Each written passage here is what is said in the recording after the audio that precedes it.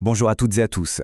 On va parler RSE aujourd'hui et surtout de ce que ça va changer pour les entreprises d'ici 2030. Parce que, soyons clairs, ce ne sera plus une option. On va voir ensemble pourquoi et surtout comment les TPE et PME, oui, les très petites et moyennes entreprises, peuvent transformer ce qui ressemble à une contrainte en un véritable atout. Alors, on va se projeter un peu. Imaginez qu'on est en 2030. Pour une petite ou moyenne entreprise qui n'a pas bougé sur la RSE, quel est le risque principal? Et là, on ne parle pas d'un petit détail, non, c'est carrément une question de survie. Ok, mais avant de se faire peur avec les risques, revenons à la base. RSE. On entend ce mot partout, n'est-ce pas? Mais qu'est-ce que c'est au fond? Qu'est-ce que ça signifie concrètement, au-delà du jargon? Alors, la définition officielle, c'est la suivante. La responsabilité sociale des entreprises, c'est la façon dont elles contribuent au développement durable. Pour le dire simplement, l'idée c'est qu'une entreprise ne sert pas uniquement à faire du profit, elle a aussi une responsabilité envers la société et l'environnement. En fait, pour bien comprendre, il faut imaginer la RSE comme un tabouret qui a 3 pieds. Le premier, c'est l'impact social positif. Le deuxième, l'impact environnemental positif. Et le troisième, c'est la viabilité économique de l'entreprise elle-même. Et on sait ce qui se passe avec un tabouret, s'il manque un pied, tout s'écroule. Les trois sont indissociables. Et ce qui est super important de comprendre, surtout pour une TPE ou une PME, c'est que la RSE, ce n'est pas un truc de grande multinationale. Non, c'est agir très concrètement sur ce qui est le plus important pour son business, pour son équipe et pour son environnement direct local.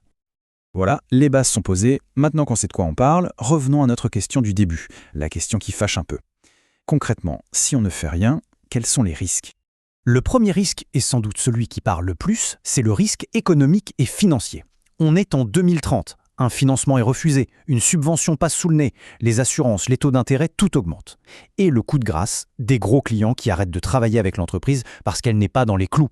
C'est un vrai scénario noir pour le portefeuille. Deuxième gros risque, l'image et l'attractivité. Une entreprise qui ignore la RSE, en 2030, elle aura l'air, disons, un peu vintage. Ça va être hyper compliqué d'attirer des talents, surtout les plus jeunes, qui cherchent du sens dans leur travail. Et puis, vis-à-vis des clients, c'est la même chose. On perd en crédibilité, on devient moins fiable. Et ça peut coûter très très cher en termes de contrat. Et enfin, le troisième risque, c'est celui de l'adaptation, ou plutôt de l'inadaptation.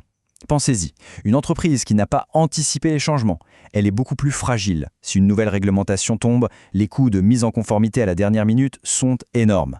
Et face à une crise, qu'elle soit climatique ou sociale, la capacité à rebondir est bien plus faible. En gros, c'est être beaucoup plus exposé aux imprévus. Bon, je l'admets, le tableau qu'on vient de peindre est un peu sombre. Mais, et c'est un grand mais, la bonne nouvelle, c'est qu'on n'est pas obligé de subir ça. Il existe des solutions, et c'est bien plus simple qu'on ne l'imagine. En fait, ça tient en un plan d'action très simple. Le voilà, ce plan. 3 étapes toutes simples pour démarrer. D'abord, on identifie ce qui compte vraiment. Ensuite, on avance pas à pas sans chercher à tout révolutionner du jour au lendemain. Et enfin, on mesure ses progrès pour savoir d'où on vient et où on va. Alors, première étape, identifier. Ça veut dire quoi? Ça veut dire qu'il faut commencer par regarder ce qui est déjà fait en interne. On est souvent surpris de voir qu'on fait déjà pas mal de choses sans forcément l'appeler RSE. Et puis surtout, il faut discuter. Parler avec ses équipes, ses partenaires. C'est souvent là que se trouvent les meilleures idées et les vraies priorités. Deuxième étape, avancer. Ici, le mot d'ordre, c'est pas de pression. L'idée, ce n'est pas de tout changer d'un coup. On choisit 3, 4, peut-être 5 actions prioritaires, des choses qui sont à notre portée. Ça peut être réduire ses déchets, travailler avec des fournisseurs du coin ou améliorer l'équilibre vie pro-vie perso. Mieux vaut faire peu mais bien que de viser la lune et ne jamais décoller. Et on arrive à la troisième étape, celle qu'on oublie trop souvent, mesurer. C'est tout simple, ce qu'on ne mesure pas, on ne peut pas l'améliorer. On se fixe des objectifs clairs, pas besoin que ce soit compliqué.